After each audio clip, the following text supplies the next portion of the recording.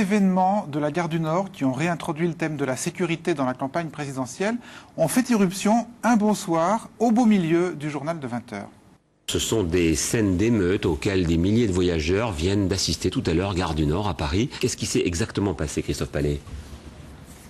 Et effectivement, c'est un contrôle de titre de transport qui semble avoir mal tourné aux alentours de 17 h.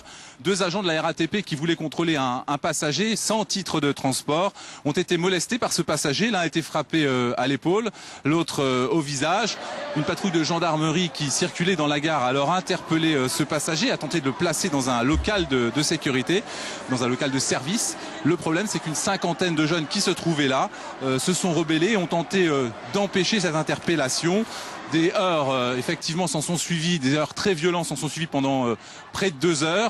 Alors, évidemment, la dramatisation du direct, des images très fortes d'affrontements entre la police et d'autres personnes dans le décor familier d'une gare parisienne, et puis des mots très forts, émeutes. Tout cela rend-il bien compte de ce qui s'est exactement passé, gare du Nord, cet après-midi et ce soir-là? Avec nous, 3 journalistes, 3 témoins directs qui étaient sur place ce soir-là. Julien Mogg, vous y étiez pour France Info. Rachid Mbarki, vous y étiez, vous, pour la chaîne de télévision BFM TV. Enfin, Olivier Rotrou, vous êtes journaliste indépendant et un certain nombre d'images qu'on a vues sur plusieurs chaînes, c'est vous qui les avez filmées avant de les donner aux chaînes.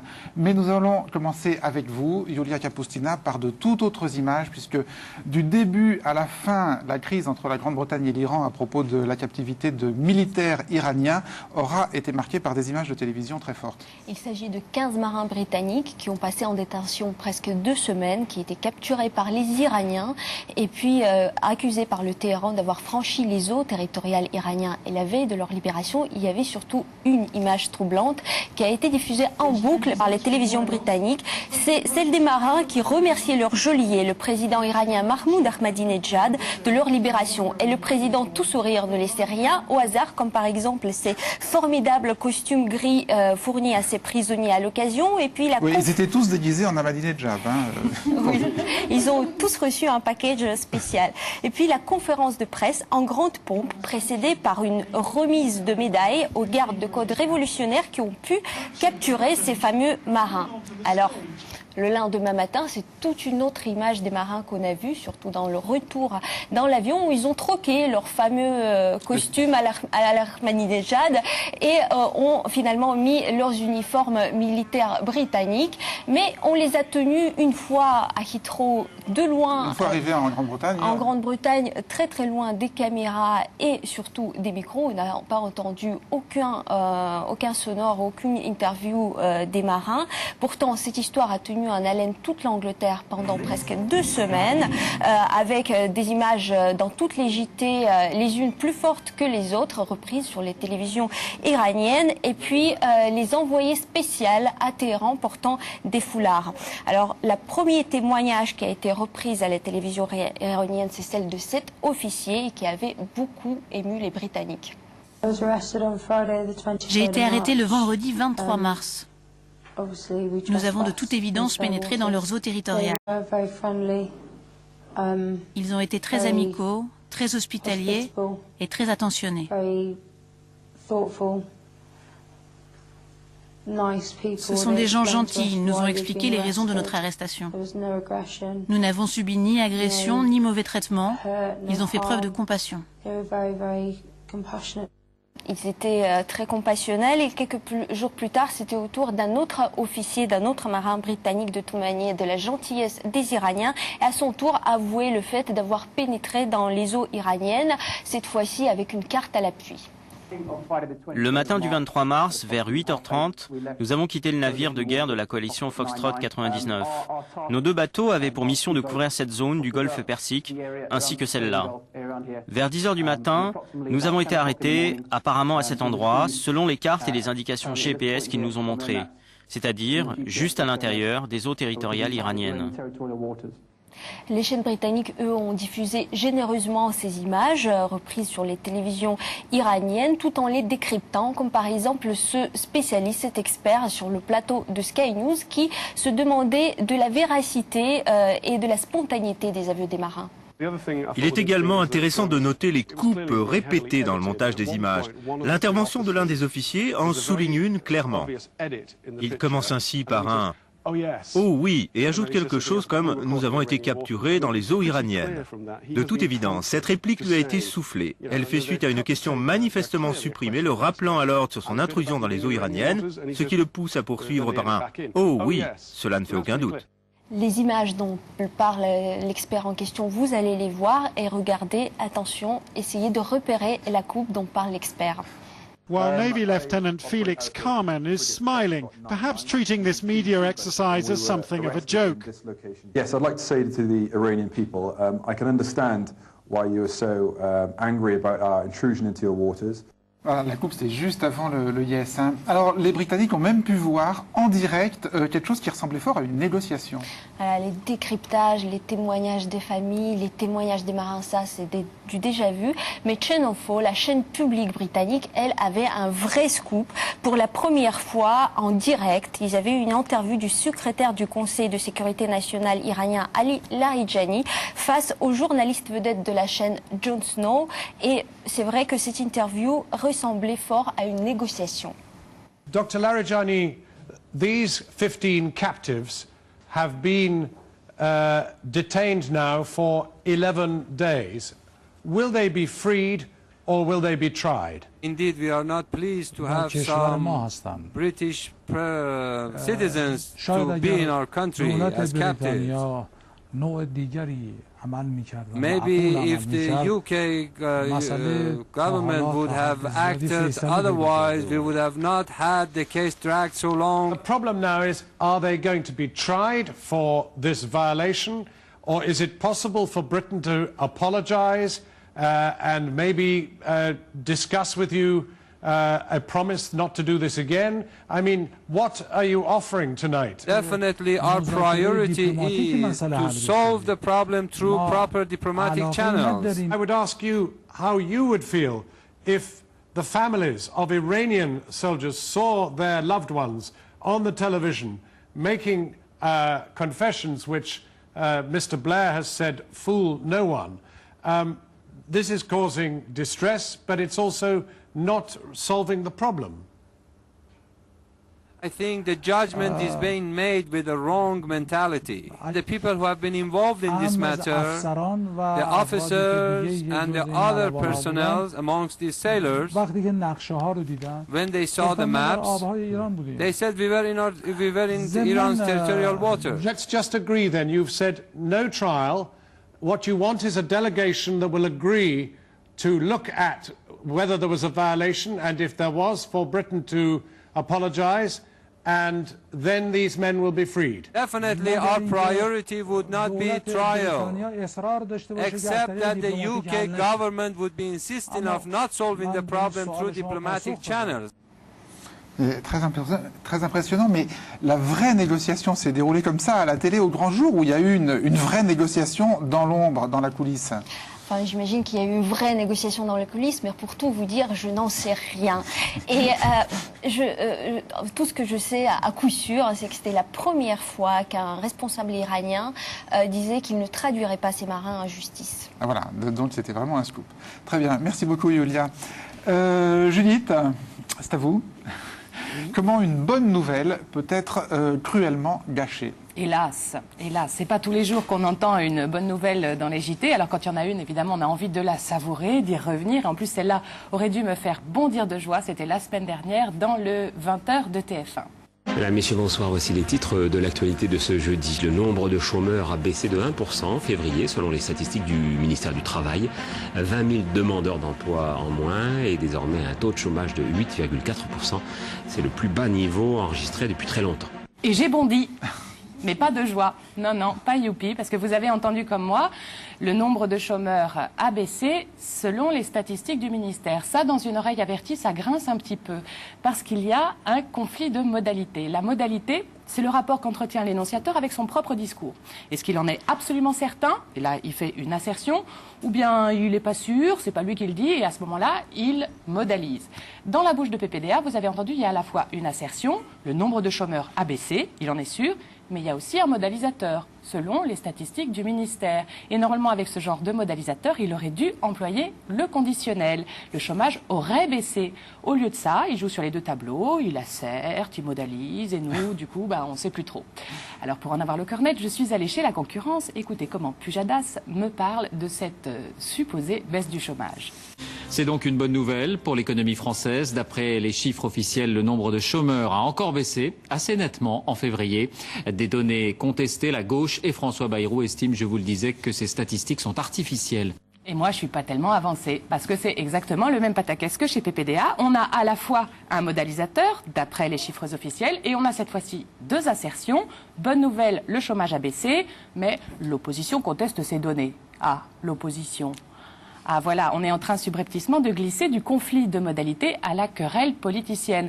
Et franchement, la querelle fait pas très sérieux vu que ces chiffres sont donnés pour vrais, à la fois par Pujadas et par les images du reportage qui suit, qui va illustrer un par un les 6 jolis chiffres du ministère, avec des images où tout plein de gens sont en train de travailler très dur, ce qui évidemment enfonce le clou de la valeur de vérité de ces chiffres. Dans le commentaire fuite, il n'y a plus de modalisateur. Par contre, il reste quelques fâcheux qui sont là pour contester cette réjouissante réalité. Même si certains candidats contestent la réalité des chiffres, Jean-Louis Borloo affiche son optimisme et présente pour la dernière fois avant le premier tour à l'élection présidentielle le chiffre du chômage. Et voilà, l'élection présidentielle, tout est dans le contexte, bien sûr. C'est parce qu'on est en campagne qu'il y a contestation. Et bien sûr, elle n'émane que d'obscurs candidats. Et voilà l'entourloupe. Car entourloupe, il faut rappeler que le ministère du Travail a lui-même qualifié ces chiffres de provisoires et qu'on attend les résultats de l'enquête emploi de l'INSEE, dont la publication a été reportée exceptionnellement à l'automne prochain parce que les données actuelles ne sont pas fiables. Voilà, c'est provisoire. Et il suffisait à nos journalistes de le dire, mais il faut croire que le mot provisoire leur fait plus mal à la bouche que ces petits conflits de modalités qui ne heurteront que les oreilles averties. C'est bien embêtant, une vérité provisoire ouais. au journal télévisé. Ça, ils n'aiment pas ça. Oui. Alors, nous allons rester sur les mots sur lesquels vient de s'attarder Judith, puisque ce qui s'est passé Gare du Nord la semaine dernière a fait brutalement irruption dans la campagne présidentielle et a replacé le thème de la sécurité au cœur de cette campagne. Mais que s'est-il passé au juste, Gare du Nord? Par quels mots qualifier ces événements? On va donc, Maya, commencer par les mots choisis par les médias. Voilà, donc je rappelle juste un petit peu le contexte. L'arrestation mouvementée donc, du resquilleur a eu lieu vers 16h. Alors l'info est bien sûr donnée dans les éditions du soir des 3 chaînes, avec, vous allez voir, une légère différence dans les mots choisis pour décrire ces événements. Ce sont des scènes d'émeutes auxquelles des milliers de voyageurs viennent d'assister tout à l'heure, Gare du Nord à Paris. Donc voilà, pour PPDA, c'était scène d'émeute. Alors, sur France 2, David Pujadas était un peu moins alarmiste. Des images d'un face-à-face tendu tout à l'heure à la Gare du Nord à Paris. Face-à-face tendu. Et alors, sur France 3, il y avait une autre variante. Un face-à-face houleux à opposer des jeunes aux policiers. Donc face-à-face houleux pour Louis Laforge. Alors l'expression face-à-face houleux, elle vient en fait de la dépêche AFP qui, comme souvent dans ce genre d'événement, donne le là aux commentaires. Alors la première dépêche sort à 17h41 et donc fait état d'un face-à-face houleux entre la police et 200 à 300 jeunes et donc une cinquantaine de policiers. D'accord.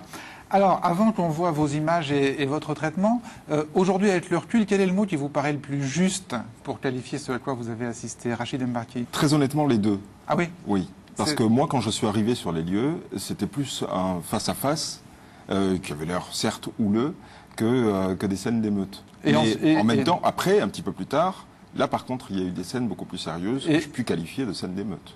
Déjà, vous le dites avec beaucoup plus de précaution que PPDA. Hein. Des scènes beaucoup plus sérieuses qu'on peut qualifier de scènes d'émeute. Oui, lui, il dit scènes d'émeute. Après, on peut entrer dans la définition de l'émeute, mais voilà, moi je serais... Julien Moc, voilà. sur cette querelle... Un peu sur la même ligne, c'est-à-dire que moi quand je suis arrivé sur place, clairement il y avait affrontement dans le sens où au moins d'un côté. C'est-à-dire que j'ai assisté à des jets de projectiles en direction des forces de l'ordre qui, à ma connaissance, n'ont pas répliqué quand j'étais là, quand je suis arrivé. Mais donc pour moi c'est des affrontements. Et c'est encore un troisième mot ça. Non mais c'est intéressant, c'est intéressant. C'est vrai que cette soirée a été assez longue finalement, et on est passé par plusieurs stades. Voilà, et on a assisté à face à face, affrontement, émeute. Alors après, on peut discuter de ce mot-là, mais je pense qu'on peut rentrer dans ce vous l'avez pas utilisé, me semble-t-il, émeute, on l'a pas entendu sur France Info. Hein. À ma connaissance, vous avez choisi de pas l'utiliser. Alors, on va parler de la manière dont vous avez travaillé. On va commencer par vous, Rachid Mbarki. Vous avez couvert toute la soirée pour BFM TV. Un premier extrait, Maya. Alors vous arrivez sur les lieux à 19h et là, on va voir le premier direct que vous assurez pour BFM TV. C'était dans le journal de 21h.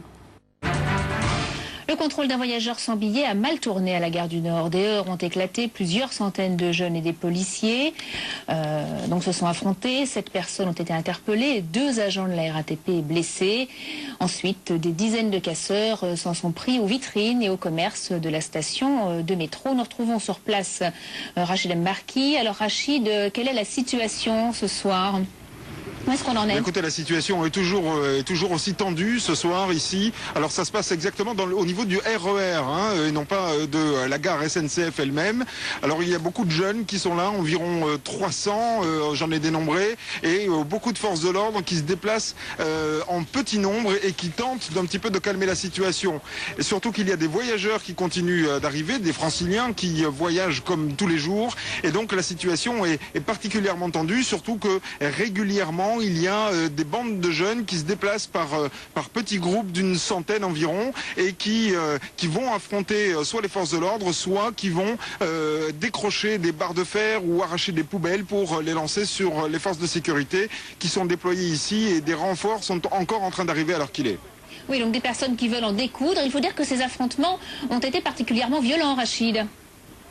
Particulièrement violent, effectivement. Alors des blessés, je ne suis pas sûr qu'il y en ait eu. En tout cas, du côté des forces de l'ordre, on a vu quelques policiers qui avaient l'air de se plaindre à quelques moments. Mais il y a eu surtout des jets de grenades lacrymogènes pour tenter de disperser ces jeunes qui n'ont pas l'air de vouloir partir, de vouloir rentrer chez eux, mais plutôt de vouloir en découdre avec des slogans comme police partout, justice nulle part, ou encore des slogans anti-Sarkozy. Oui, ils sont là pour protester contre ce qu'ils appellent encore, même s'il n'est plus ministre de l'Intérieur, la police de Sarkozy, qui a procédé à cette interpellation cet après-midi qu'ils estiment eux-mêmes comme étant à la fois injustifiée et un petit peu trop musclée pour un jeune qui devait être âgé de 14 à 16 ans. Et donc ils veulent protester contre cette violence policière, comme ils le disent, et leur façon de protester contre ces violences, c'est de commettre eux-mêmes des violences. Alors, plusieurs choses sur cette intervention qui est très longue et très riche. D'abord, une première chose m'a frappé. Vous parlez de volonté d'en découdre, vous parlez de bande de jeunes, ce qui laisse entendre qu'il y a pu y avoir organisation. Ça veut dire qu'à ce moment-là, vous en êtes convaincu, vous pensez qu'il y a une hypothèse qui est qu'il y a effectivement des bandes organisées qui sont venues ? Alors, il y a plusieurs choses, mais là, on n'a pas le temps, en fait, dans un direct comme celui-ci, de tout expliquer. Lorsque, on en parlait tout à l'heure dans la sémantique, lorsqu'on est arrivé, lorsque mon équipe, on est arrivé donc sur les lieux de ces affrontements ou de ce face-à-face, ça n'était rien d'autre à ce moment-là effectivement, un face-à-face tendu.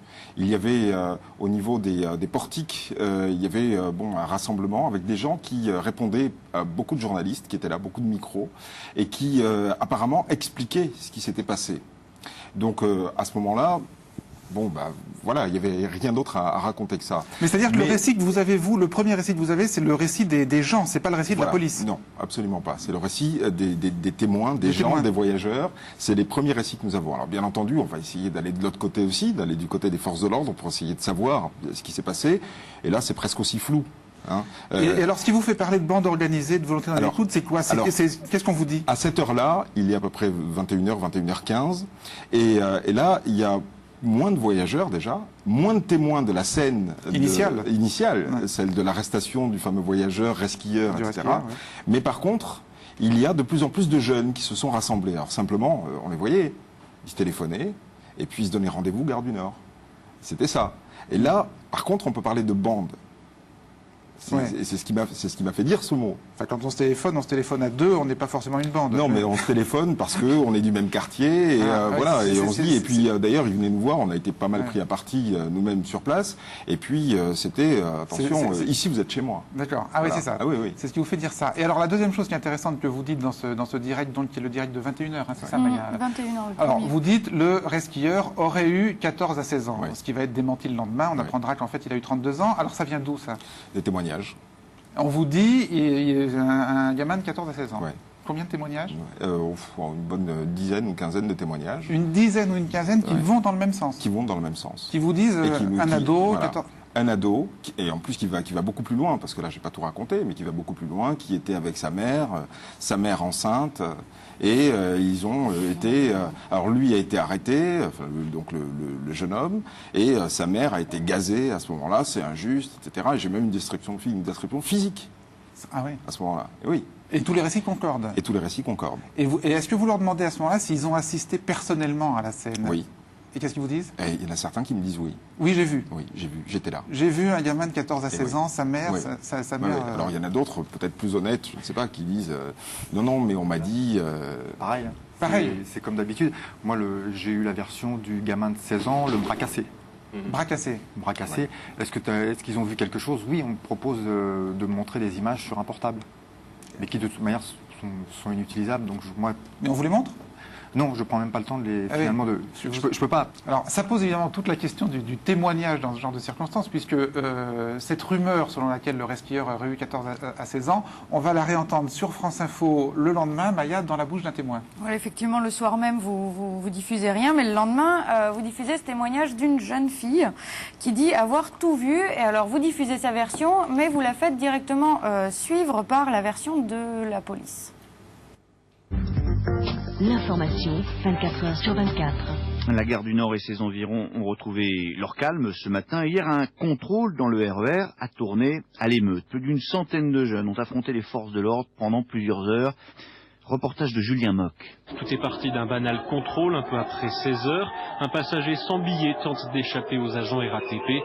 Après, les versions divergent. Dounia, une étudiante d'une vingtaine d'années, se trouvait à proximité. Les contrôleurs l'ont vu, ils l'ont arrêté, ils l'ont demandé une pièce d'identité et le jeune homme n'en avait pas. Après, ils ont fait quoi? Ils ont appelé la police. Elle est venue, ils ont attaqué direct le gamin, ils l'ont tapé et tout. Vous l'avez vu ça? Ouais, je l'ai vu. Nous, on a commencé à hurler parce qu'il n'avait pas à taper sur un mineur, parce que c'était pas normal. De leur côté, les forces de l'ordre évoquent un homme de 33 ans qui aurait agressé les deux agents.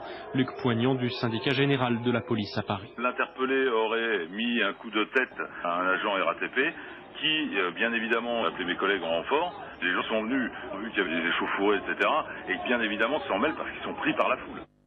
Alors là aussi, plusieurs choses intéressantes. Alors, vous interviewez cette jeune fille, elle parle d'un gamin, et on entend tout de suite votre question. Vous l'avez vu ça? C'est-à-dire que tout de suite, vous voulez vous assurer qu'elle est bien un témoin de première main. Oui, a priori, c'est la première question qui me vient à l'esprit. Après, est-ce qu'on fait confiance ou pas? C'est vrai que... Alors, qu'est-ce qu'on fait justement? Ce reportage, on a pris la décision de présenter ces deux versions, parce que quand on rentre d'un reportage comme ça, je pense que mes confrères seront d'accord avec moi, on a tellement entendu cette version. J'ai été moins chanceux, j'ai pas eu la femme enceinte. Ouais, mais j'ai eu le droit effectivement à l'adolescent. Plusieurs fois j'ai entendu son âge, 14 ans. J'ai entendu le bras cassé. Il y a un moment même, on m'a dit il serait mort. Bon, mais ça partait vraiment très loin. Alors, on fait attention à qui nous dit ça, la manière dont ça peut nous être dit. Quand on entend une fois il serait mort, bon, évidemment, on va être 15 fois plus prudent. On n'y prête pas attention. Mais quand on entend 15, 20, 30 fois la version de l'adolescent, nous, on est là pour voir. En l'occurrence, moi, je n'ai pas vu l'interpellation, mais j'ai une version qui revient très régulièrement, et la version des policiers qui, au passage, vous noterez que le syndicaliste met la scène au conditionnel. Absolument. Et ce qu'il faut dire aussi, Maya, c'est que les autorités ne sont pas forcément une source beaucoup plus fiable que les jeunes filles qu'on interviewe au Gare du Nord. La preuve encore sur l'interpellé et son identité. Oui, ça c'était dès le lendemain, très vite. C'est François Baroin, installé depuis la veille au ministère de l'Intérieur, où il remplaçait Nicolas Sarkozy. François Baroin affirme donc devant micro et caméra que le resquilleur était un multirécidiviste entré de surcroît illégalement sur le territoire avec 22 dossiers de violence volontaire. volontaire. Alors quelques jours plus tard, on apprend qu'en fait cet homme comptait en tout et pour tout 7 condamnations, notamment pour vol de vêtements ou d'ustensiles de cuisine dans un supermarché, et qu'il était entré tout à fait légalement sur le territoire dans le cadre du regroupement familial. Et donc en fait on apprenait aussi que le ministre s'était fait refiler une fiche périmée qui avait été réactualisée quelques jours plus tard. Mais le ministre, ça, les journalistes n'ont pas lui demandé. Alors la fiche, vous l'avez vue, hein, ça, on n'interroge pas exactement de la même manière. Oui, Judith? Oui, c'est vraiment hyper important. Ces deux légendes là qui se font face, entre la légende qui s'est développée dans la gare et puis la légende qu'on a entendue dans la bouche du ministre le lendemain, parce que c'est vraiment avec la légende qu'on injecte de l'idéologie, je crois, dans ces événements-là. Et à mon avis, c'est la légende de la pure victime hyper jeune, avec la mère enceinte, le bras cassé, etc. Cette légende-là a transformé le face-à-face en émeute. À mon avis, c'est exactement ça qu'a fait la jonction, parce que la différence entre un face-à-face et une émeute, c'est pas juste une affaire de quantité, je crois que c'est aussi une affaire de qualité. Hein, le face-à-face, géographiquement, met deux camps à peu près à égalité qui s'affrontent de manière pas superficielle, mais en tout cas, on est dans, je dirais, oui, la surface de l'affrontement. Alors que l'émeute, on bascule dans un climat insurrectionnel où la base se met à se révolter contre de l'ordre, de l'élite, quelque chose en haut, sur la base d'une colère totalement incompressible. Et évidemment que cette colère, elle est complètement nourrie par la légende dont vous avez eu à démêler quelle était sa part de vérité. Alors, les mots, c'est important, mais ce qu'il faut dire, c'est qu'évidemment, cet événement a été d'abord, Maya, perçu par des images. Il est 23h sur BFM. Vous êtes en direct, en duplex, pardon, à côté de vous, dans l'autre moitié de l'écran. On voit des images très impressionnantes qui laissent effectivement penser que, eh bien, au moment où vous parlez, la gare est à feu et à sang. Depuis le milieu d'après-midi, ces jeunes jouent au chat et la souris avec les policiers qui ont un mal fou apparemment à les évacuer. Mais il y a des renforts policiers en nombre qui sont arrivés maintenant à la gare du Nord et pour tenter définitivement d'évacuer cette gare. Une gare qui donc est tenue en quelque sorte par les jeunes qui disent ici de toute façon on est chez nous, et ils veulent impérativement protester contre cette arrestation plutôt musclée qui a eu lieu en milieu d'après-midi concernant un jeune qui était sans billet, et son arrestation a dégénéré. Alors maintenant les jeunes s'en prennent littéralement à Nicolas Sarkozy. C'est lui véritablement la cible de ces jeunes. Nicolas Sarkozy qui est conspué en permanence par ces centaines de jeunes massés dans cette gare. Alors, ces images, c'est les vôtres, hein. C'est vous qui avez filmé ça. Alors, ce qu'il faut dire tout de suite, c'est que vous avez été là très tôt. À quelle heure? Je pense aux alentours de 16h30. 16h30? Oui. Alors, c'est juste au même moment de l'interpellation? Non, l'interpellation était déjà faite. C'est vers 16h l'interpellation. L'interpellation, c'est 16h? 16h, c'est entre 16h et 16h30 en fait. Non, mais vous êtes là quelques minutes après. Comment vous faites? Comment vous faites pour avoir quelque chose, pour avoir une info? Qu'est-ce qui se passe dans Paris, tel endroit, tel jour? Non, mais dites-le aux téléspectateurs, parce qu'ils ne savent pas forcément. Hein. Comment vous... Ou je vais vous dire que c'est de la chance et vous ne croirez pas. Non. Ou vous allez dire la vérité. Non, on passe à... J'ai des informations qui arrivent, je prends ou je prends pas. Ou je me déplace ou je me déplace pas. On est bien elliptique là. Hein. Oui. Ouais. Je suis désolé, mais je le resterai. Ce que je peux dire les choses pour vous, c'est que très souvent dans ce genre de circonstances, on est prévenu par ces contacts policiers. Est-ce qu'on peut dire les choses comme ça? Oui, en l'occurrence, non. Ah bon? Non. C'est pas un policier? Non. C'est qui? C'est pas un policier. C'est un ami, point. C'est quelqu'un que je connais. Il y a des gens, les gens savent le métier que je fais, ils savent comment je travaille. On passe un coup de fil. C'est pas un membre des forces de l'ordre. D'accord, on n'en saura pas plus. Je connais effectivement de visu la commissaire qui était sur la place. Enfin, j'en sais pas plus sur... Non, Rachid n'en sait pas plus. Et je vais pas dévoiler au jour d'aujourd'hui sur un plateau ma façon de travailler. D'accord. Alors, donc c'est les images d'Olivier Rotrou qui passent chez vous à BFM. Alors, ce qui est très intéressant, c'est que donc on a vu là le résultat du montage que fait une chaîne de télévision. Hein. Évidemment, on garde les moments les plus chauds, les plus violents. Et ce qui est très intéressant, c'est que vous nous avez donné vos rushs, c'est-à-dire vous nous avez donné ce que vous avez filmé en longueur. Et là, Maya, on s'aperçoit que la perception est totalement différente. Oui, oui. Et moi, je les ai regardés en longueur. Et c'est vrai qu'en regardant, on se rend compte qu'en dehors des moments chauds tels qu'ont pu nous les montrer les différents JT, il y avait pas mal de moments de flottement où il ne se passait pas grand-chose, où l'action semblait nettement se ralentir. Et voici donc quelques morceaux choisis.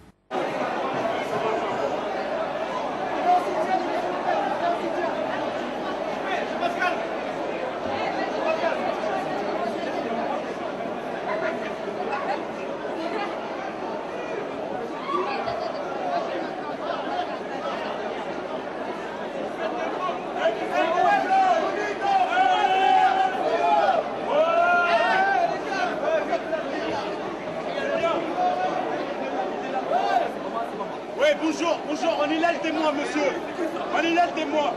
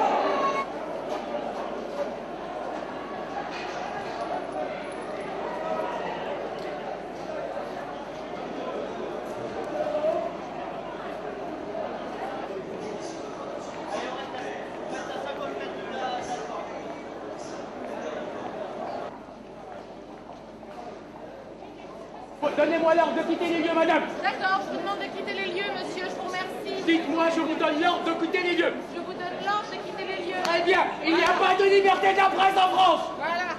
Il n'y a pas de liberté d'expression en France. Il y a une violation systématique des droits des personnes dont ce commissaire-là vient de témoigner. Bon, alors évidemment, c'est tout à fait différent. Hein. La perception que l'on a est tout à fait différente. Je crois que vous serez d'accord pour dire que pendant les 6 heures ou les 7 heures qu'ont duré les événements, ça a plutôt ressemblé à ça qu'à ce que les télés ont monté pour le concentrer. Oui. Alors, enfin, moi, il y a plusieurs choses sur ces rushs que je puis dire. D'abord, la première partie, on voit parfaitement qu'il fait jour. Encore. Hein. Il y a des puits de lumière. C'est le puits de la gare, de la lumière. Voilà. Donc là, on voit bien sur les images qui sont. Voilà. Donc là, c'est bien le face-à-face entre il y a beaucoup de voyageurs là-dedans. Bah, pas que, voilà. Donc le face-à-face avec les forces de l'ordre. Donc là, on est bien dans ce qu'on disait tout à l'heure. Hein, on parlait de sémantique. On est bien dans. Et puis ça, il n'y avait rien d'autre. Et des témoignages. On entend à un moment donné, moi j'ai vu, monsieur, je veux dire, quelque chose comme ça, hein, quelqu'un qui dit ça. Bon. Et puis ensuite, plus tard, effectivement, il y avait plein de moments de flottement comme ça. Mais moi, je suis incapable de dire si, à ce moment-là, il se passait des choses ou pas ailleurs. Puisque c'est quand même une gare, des couloirs partout, ça courait un petit peu dans tous les sens. Et on ne pouvait pas être. Mais tous les journalistes étaient groupés au même endroit ou les journalistes ont essayé de se disperser un peu pour aller voir tout ce qui se passait ailleurs dans la gare, justement? On essayait de rester groupés. Ah bon? Oui. Pourquoi? Depuis le CPE, parce qu'on était pris à partie. Par les jeunes. Le CPE, c'est ça.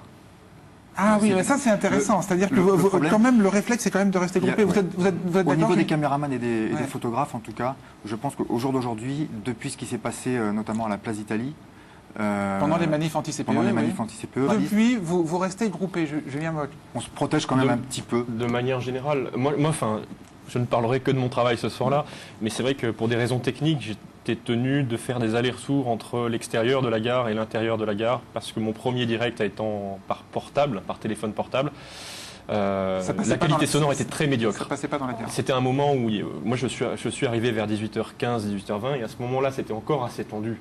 T'as moins de problèmes. Comment? Le problème est un petit peu différent de son point de vue. Il a peut-être moins de soucis, lui, parce qu'il filme travaille pas. en radio. Il n'y a pas d'image. Tant que je ne sors pas le micro, il n'y a peut-être pas l'effet. Il n'y a pas l'effet de la caméra. Et ça, voilà, ce qu'on nous reprochait. Juste pour terminer sur ce point-là, je voulais revenir sur ce qu'on vient de voir. Vous disiez, ça a été ça toute la soirée. Non, ça n'a pas été ça toute la soirée. Ça a été, moi je suis arrivé à 18h15 et c'était beaucoup plus tendu que ça. Ah bon? Et on a eu beaucoup de phases en fait dans cette soirée-là. On a eu une phase de tension, je suppose, donc entre 16h30 et 17h30, 18h. Comment on pourrait résumer ces phases, juste pour qu'on ait une espèce de fil chronologique? Les moments de calme, pour moi, ça se situe après 18h30, entre 19h, 20h30. À 20h, si vous voulez, moi je suis en train de faire un direct à l'extérieur et je vois les cars de CRS partir, les voitures de policiers partir, toutes celles qui étaient stationnées devant la gare. Ah oui. Ah bon mais vous restez de quel côté? Ils sont partis complètement... Mais vous restez? Bah oui. Oui. On va revenir juste dans une seconde sur le fait que vous soyez resté.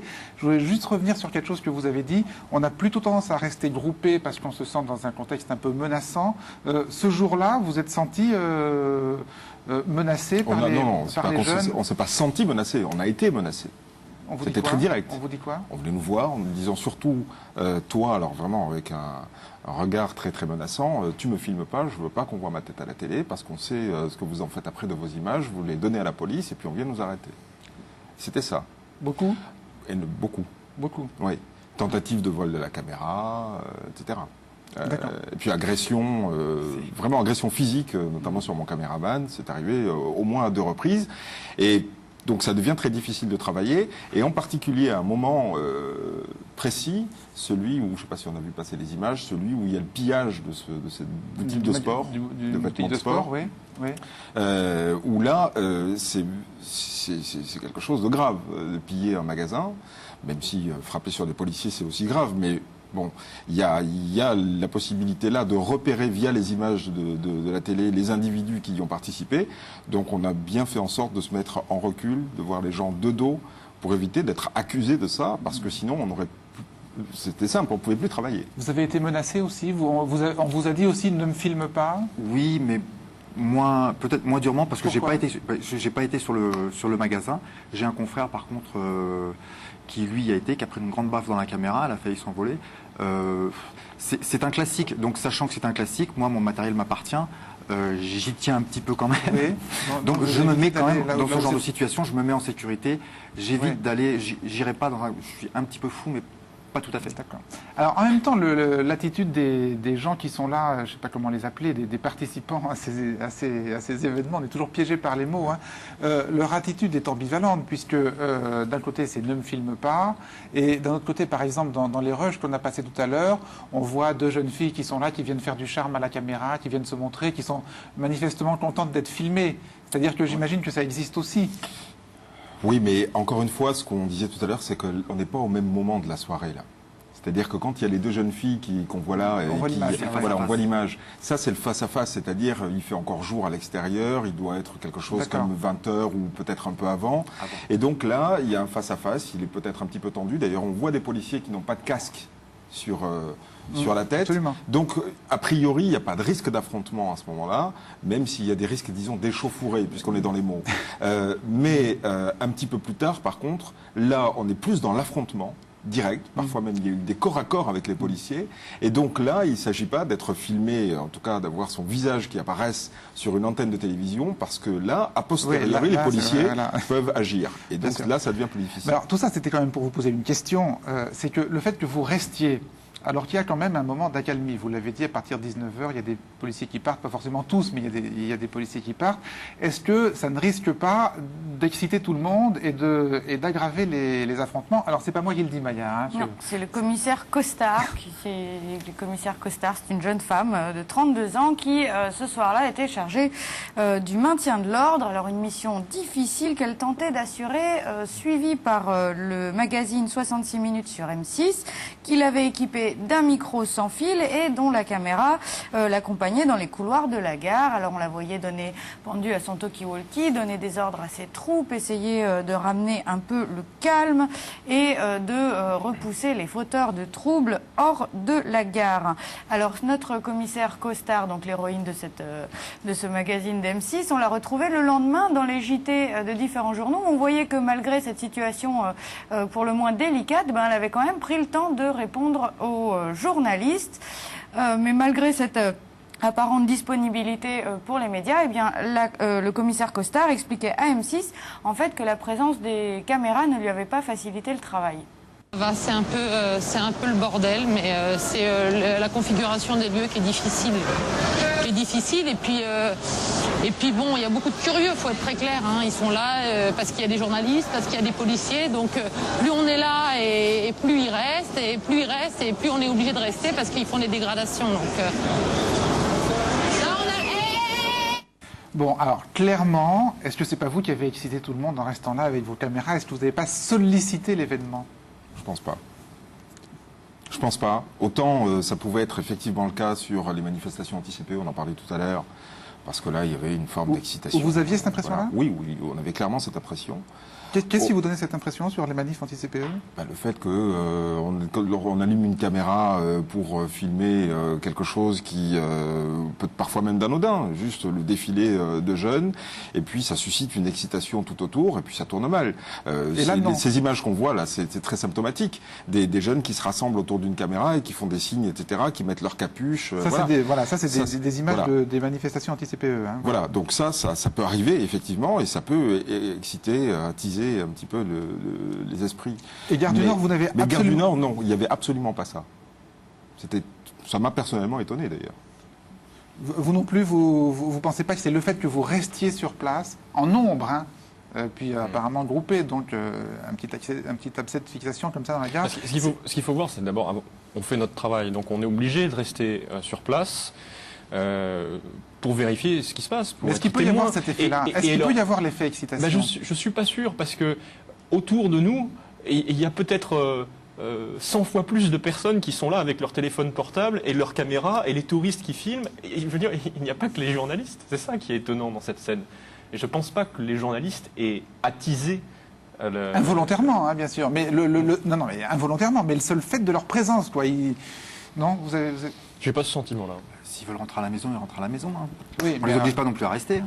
Non, mais c'est pas la question. Bien quand même que la présence des caméras transforme la scène en théâtre et que ça va amener chacun à surjouer son rôle. La minette minaude et le jeune de banlieue va être très tenté de jouer son rôle, ce qu'il croit être son rôle dans les médias. C'est indéniable, effectivement. Ça peut attiser un petit peu les esprits, ça peut provoquer des coups de chaleur comme ça, le fait de voir beaucoup de caméras. Certes. Mais ce soir-là, précisément, à la Gare du Nord, lorsque on filmait, que ce soit des arrestations ou que ce soit des vitrines un peu brisées ou des distributeurs automatiques là, de barres chocolatées, etc., la présence des caméras, au lieu d'exciter les jeunes, au contraire, ils venaient vers nous pour nous empêcher de filmer ça, parce qu'ils ont bien conscience qu'ils commettent des actes qui sont répréhensibles. Il faut surtout pas le montrer. C'est intéressant. Et en même temps, ils le commettent, mais il faut pas le montrer. Parce que nous étions là, qu'ils cassaient, au contraire, notre présence devenait gênante pour eux. Oui, on peut aussi entendre ce que C'est pas ce que dit la commissaire. Hein. C'est pas ce que dit la commissaire, mais la commissaire a dit beaucoup de choses fausses. Et en particulier dans une interview au journal Le Monde, quand elle dit, bon, bien sûr... C'était pas une interview qu'elle donnait, c'était la reproduction d'une note qu'elle avait écrite. Et peut-être une reproduction d'une note, mais enfin bon, elle dit beaucoup de choses fausses. Qu'est-ce qu'elle disait dans cette note? Alors, le fait, par exemple, que les policiers n'ont pas utilisé de gaz lacrymogène. Ils ont utilisé des gaz, mais pas de grenades. Non, pas de grenades, mais des gaz. Dans les termes aussi, comme ça, c'est... Oui, d'ailleurs, on le voit très bien dans une image d'ailleurs qui est passée sur BFM. Ouais, c'est cette image qui est devant ce magasin de sport là qui a été pillé. Je crois que c'était pendant le journal de 21h. Alors, on voit très bien d'ailleurs. Alors là, ce ne sont pas des policiers là. Alors, ce sont des agents de la RATP. On va voir l'image. C'est un petit peu compliqué, mais ça, ce sont des agents de la RATP. Moi, il me semble avoir vu sur celui-là un écusson CRS. On va revoir cette image arrêtée de ce policier devant ce magasin de sport. Alors messieurs les spécialistes, moi je suis pas spécialiste. Là, je tenterai à dire que c'est RATP. De face ici, avec les deux bandeaux, je tenterai à dire que c'est RATP. Vous n'êtes pas sûr? Allez, non, les spécialistes des... Non. Mais on le voit qui fait demi-tour. Attendez, on le voit qui fait demi-tour et vous allez voir sur son bras gauche un écusson, à savoir maintenant quel est l'écusson qui est dessus. S'il est bleu, en rouge ou pas. Voilà, alors, cet écusson. Attendez, j'ai trois spécialistes des coups durs là sur le plateau. Il n'y en a pas un qui peut me dire si c'est un CRS ou un agent de la RATP? Moi, je suis très affirmatif, c'est un agent de la RATP. Enfin, un agent de sécurité de la RATP. Il me semble aussi qu'effectivement, ça ressemble quand même à la RATP. Sur la couleur du blouson. Ah oui, bon. Il est peut-être. Mais de toute manière, en tout cas, voilà. Mais les policiers ont eux aussi utilisé des gaz lacrymogènes. Il y a des images? Nous avons des images. On en a tourné. Simplement, je me souviens très bien de la scène. On était regroupés, nous, journalistes, et en particulier les caméras, etc., à un endroit. Et puis, on a entendu des cris à un moment donné. Ce sont des policiers qui chargeaient pour faire évacuer la gare. Il était tard à ce moment-là. Il devait être quelque chose comme pas loin de minuit. Et on savait qu'ils allaient tenter de faire évacuer tout le monde, qu'il y avait une opération qui était montée pour faire évacuer tout le sous-sol du RER.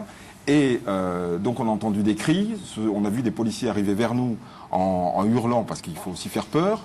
Et au passage devant nous, qui nous étions serrés contre le mur pour les laisser passer, pour pas justement les empêcher de faire leur travail, il y a un policier qui, au passage, nous a gazés, mais tout à fait volontairement, et il ne pouvait pas ignorer que nous étions des journalistes. Vous aviez le brassard, j'imagine. On avait les brassards, et puis une caméra, ça se voit. Hein.